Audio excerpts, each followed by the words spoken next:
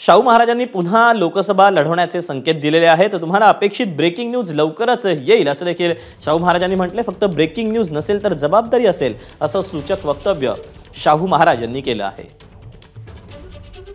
येईल काहीतरी अशी सर्वांची इच्छा आहे, अपेक्षा आहे आणि त्याच्या माध्यमातून ती फक्त ब्रेकिंग न्यूजवरच तिथं थांबणार नाही, ती म्हणजे खऱ्या अर्थाने एक जबाबदारी म्हणून एक गोष्ट राहणार आहे।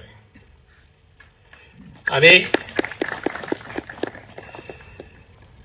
आयुष्य आराम करण्यासाठी ही ब्रेकिंग न्यूज नसणार, परंतु सर्वसामान्यांचे प्रश्न कसे सोडवता येतील ह्या दृष्टिकोनातून आपल्या सर्वांना याचा विचार भविष्यात करावा लागणार आहे।